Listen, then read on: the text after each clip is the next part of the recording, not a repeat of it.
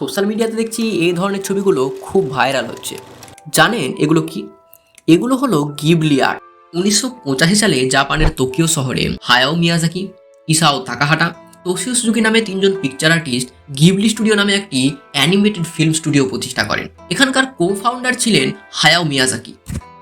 2003 সালে Ghibli studio থেকে publish হওয়া স্পিরিটেড অ্যাওয়ে নামে একটি অ্যানিমেটেড ফিল্ম অস্কারও পায়। কিন্তু মিয়াজাকি সেই অস্কার প্রত্যাখ্যান করে, কারণ তখন আমেরিকা এবং ইরাকের মধ্যে যুদ্ধ চলছিল। মিয়াজাকি বলেন যে আমি সেই দেশে যেতে চাই না যারা ইরাকের ওপর বোমা বর্ষণ করছে। এআই এর বাড়বাড়ন্তের কারণে এই স্টুডিওর মাথায় এখন হাত পড়েছে, কারণ চ্যাটজিপিটি প্লাস, গ্রোক এআই এছাড়াও অন্যান্য এআই ইমেজ জেনারেটর গুলো সহজেই এই পিকচার গুলো বানিয়ে দিচ্ছে। যে মিয়াজাকির টিম মেম্বাররা এআই জেনারেটেড ইমেজ তাকে দেখান, তখন তিনি অত্যন্ত রেগে যান। তিনি এটাকে আটারলি ডিসগাস্টিংও বলেছেন। তিনি এআই ইমেজের উদ্দেশ্যে বলেছেন, ইনসাল্ট টু লাইফ ইটসেলফ, জীবনের প্রতি অপমান।